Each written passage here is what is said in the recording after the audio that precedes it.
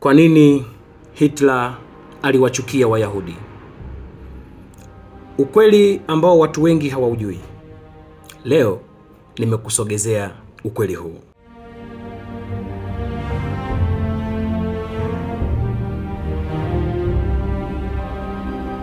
Kama ndiyo kwanza unajiunga na chaneli yetu, usisahau kusubscribe na kugusa alama ya kengele ili uwe wa kwanza kupata kila tutakacho kuwekea.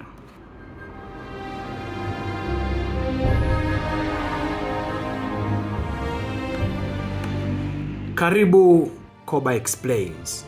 Hapa hatukariri historia, tunasoma historia na kuielewa. Leo tunazungumzia swali ambalo limekuwa likiulizwa kwa zaidi ya miaka 80. Kwa nini Adolf Hitler aliwachukia Wayahudi? Je, chuki hiyo ilitokana na dini, uchumi, au kulikuwa na sababu nyingine zilizochangia?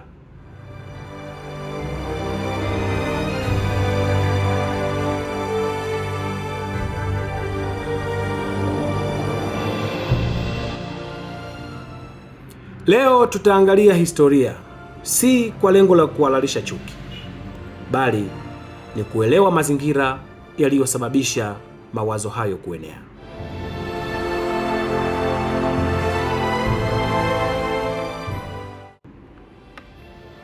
Twende tukafungue kurasa za historia. Mwaka 1919, Ujerumani ilikuwa katika kipindi kigumu sana. Ilikuwa imetoka kushindwa katika vita ya kwanza ya dunia. Uchumi ulikuwa umeanguka, mfumuko wa bei ulikuwa mkubwa, watu wengi walikuwa hawana ajira na wananchi walikuwa wamekata tamaa. Katika mazingira hayo, Adolf Hitler alianza kujijengea umaarufu kupitia hotuba zake. Aliwaahidi Wajerumani kwamba angeirudisha nchi yao kwenye heshima na nguvu kama zamani. Lakini ili kuwafanya watu waamini ujumbe wake, alihitaji kuwaonyesha adui wa kulaumiwa. Adui huyo alitakiwa kulaumiwa kwa matatizo yote yaliyoikumba Ujerumani. Hapo ndipo propaganda zilipoanza kufanya kazi. Hitler na chama chake cha Nazi walioeleza wananchi kwamba Wayahudi walikuwa wamehodhi uchumi, walikuwa wanatawala sekta muhimu za biashara na fedha, na kwamba walikuwa wameisaliti Ujerumani wakati wa vita. Hata hivyo, wanahistoria wengi wanaonyesha kuwa madai hayo hayakuwa sababu halisi ya matatizo ya Ujerumani. Uchumi ulianguka kutokana na sababu nyingi, ikiwemo gharama kubwa za vita, masharti magumu ya mkataba wa Versailles na misukosuko ya kisiasa na kiuchumi iliyofuata. Lakini propaganda zenye kurudiwa mara kwa mara ziliwafanya watu wengi waamini kwamba Wayahudi ndio chanzo cha matatizo yao. Kadri Hitler alivyozidi kupata madaraka, chuki dhidi ya Wayahudi iliongezeka. Sheria zilizowabagua zilitungwa, walinyang'anywa haki mbalimbali, na baadaye mamilioni yao walipelekwa kwenye kambi za mateso. Mnaikumbuka Escape from Sobibor? Tuachane na hayo.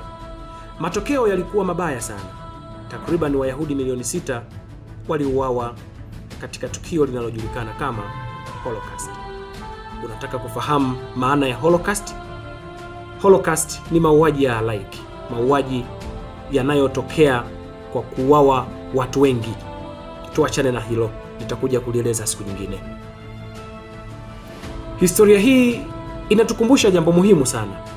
Wakati wowote kiongozi au jamii inapoanza kulaumu kundi moja la watu kwa matatizo yote ya taifa, ni muhimu kuchunguza ukweli kwa makini. Mara nyingi matatizo ya jamii huwa na sababu nyingi na suluhisho lake haliwezi kupatikana kwa chuki dhidi ya kundi fulani. Ndiyo maana kujifunza historia ni muhimu. Kwa nini ni muhimu? Ni muhimu kwa sababu inatusaidia kuelewa yaliyopita ili tusirudie makosa yale yale. Lakini hapa Kuna maswali ambayo watu wengi bado wanajiuliza. Je, ni Wayahudi ni kina nani hasa? Asili yao ni wapi? Walifikaje Ulaya hadi baadaye wakawa sehemu ya jamii ya Ujerumani? Na je, Wayahudi na Waisraeli ni kitu kimoja au kuna tofauti? Maswali hayo ndiyo tutakayojibu kwenye episodi inayofuata. Kama unapenda kuelewa historia, jiografia na masuala ya dunia kwa ushahidi na kwa lugha rahisi, bonyeza kitufe cha subscribe na washa kengele ili usikose video inayofuata. Mimi ni msimulizi wako na muandaaji wa makala hii. Naitwa Eric Faulenz na hii ni Koba Explains. Hapa hatukariri historia, tunaisoma na kuielewa.